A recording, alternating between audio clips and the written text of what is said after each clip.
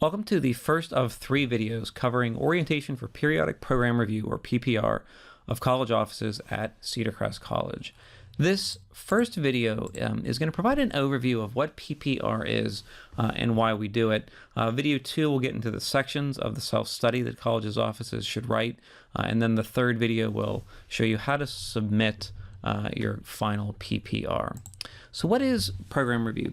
Program review is formally a collaborative peer review process for the continuous improvement of college services for student success and institutional effectiveness. So that's a language, it seems rather formal, that comes straight from our regional accreditor in terms of how the organization of the college serves to meet its goals. If you think about the audiences for periodic program review, the college office self-study really begins with an office director and the other colleagues that are working as personnel within the office.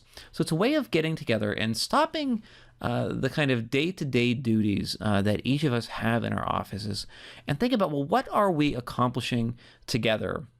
What's the big picture and what are our goals? So over a 4 to 5 year period, what do we hope that our office will be accomplishing better? So that might be doing something more efficient, that might be collaborating with other offices and academic programs on campus, that might be providing a new service that we should be delivering to either students, staff, or the community. The second audience then will be a pair of peer reviewers who will read the self-study blindly, so you won't know who they are from the assessment committee, and collaboratively. So there'll be at least 2 reviewers who are reviewing your self-study and performing an evaluation of it against the standards for PPR.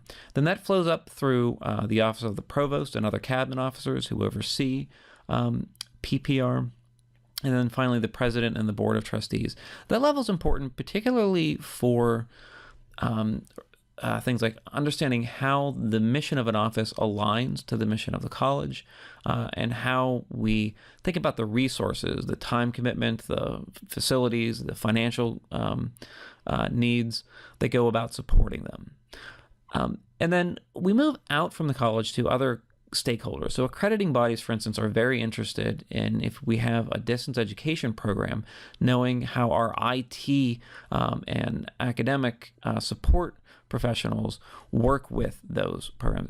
And it's the same for other student services, for financial aid, for groundskeeping in terms of where students are living, to ensure that the college has enough resources to serve its students. And so finally, of course, our most important audience are our students, their families as they're choosing Cedar Crest, and graduates from the college. So let's think about where PPR sits in the office assessment process. Each of us each year compile annual assessment reports on the goals of the office. What did we accomplish over the year? What was the kind of activity that we had going on? But if you backtrack from that and think about when offices were created, well, we needed to have a reason for bringing them into being. So information technology is, I think, a good example of this. Obviously, at the founding of Cedar Crest in 1867, there was no IT office. But as computing needs became much more essential to the operations of the college, we needed to think about, okay, well, what should that office be doing? How much resources does it require? How many staff, and so forth? And that's the point at which we think about creating an office, or the developmental assessment, the needs assessment of what goes into that. Then we report on the office's activities in annual reports. But periodic program review comes about when we finally pull together all that is going on within an office as to how effective it is in achieving its goals. If you think about this as just the flight of a plane, from developmental assessment to formative and summative. Developmental is us still on the runway, getting ready to take off, right? So this is your pre-flight check. Do we have enough gas in the tank? Do we know where we're going? Is that plugged into the navigational systems? Did the flaps work, right? All those things that you need to launch an office, all those things you need before you take off and before you're in operations.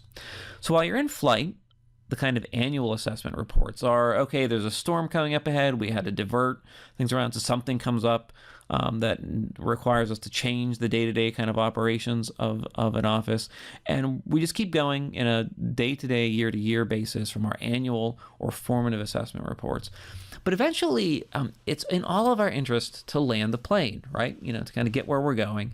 And just to ask ourselves, how did that flight go? And that's where PPR comes in. Is there something we could have done better during our operations? What's our long-term goal, right? How do we think about the efficiencies we could have created and the services that we could better provide during a flight or during the operations of an office?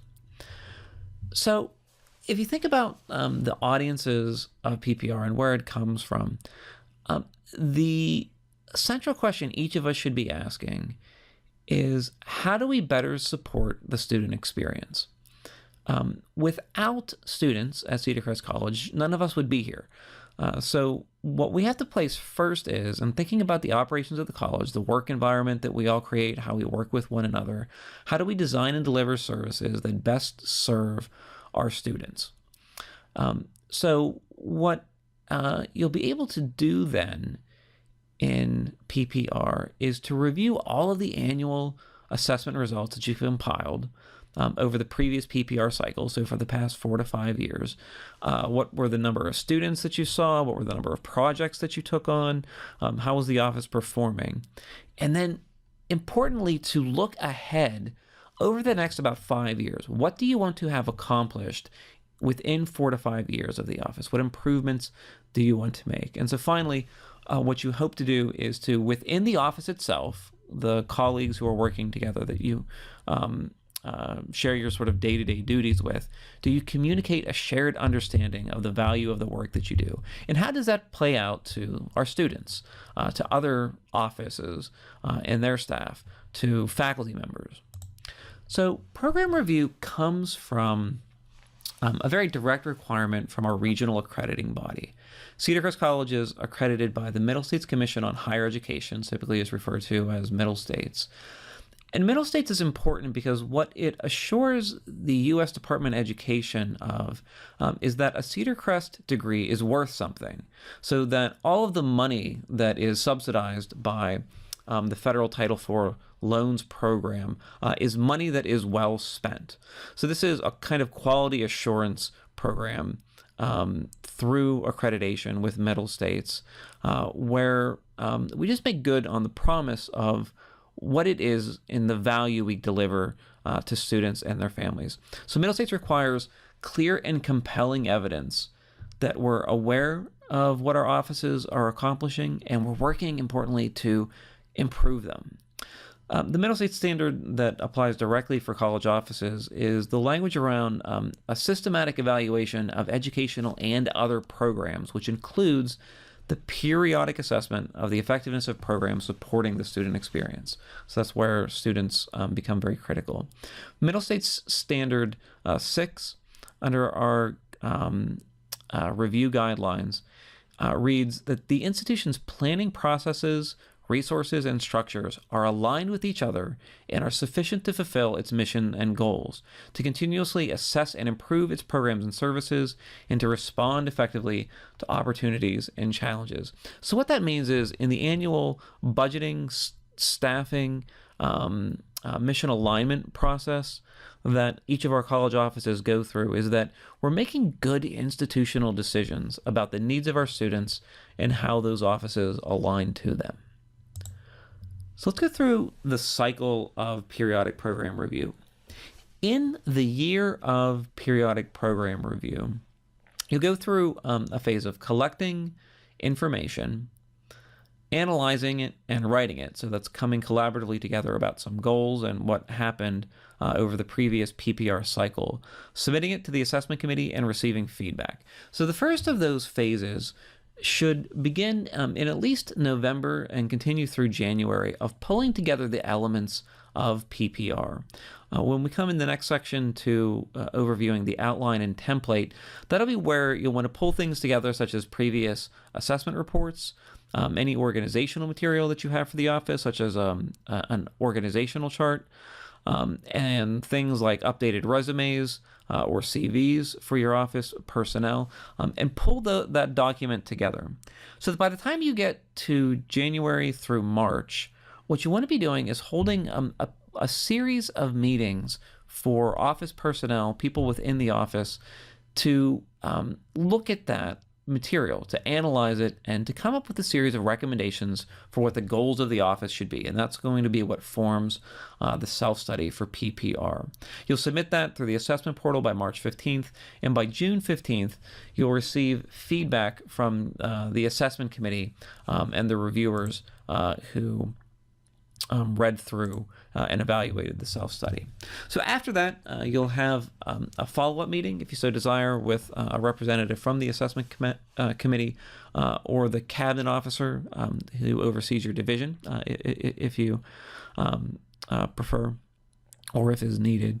And then you'll follow up year after year from this PPR with annual assessment reports that track how well we're meeting the goals that we had laid out in PPR. If there are any recommendations as to budget or other resource improvements, that should go into the annual budgeting cycle. So if that's new facilities or renovations or changes to staff lines, those go into the budgeting process. And then we'll go through PPR again in about a 4 to 5 year window for college offices.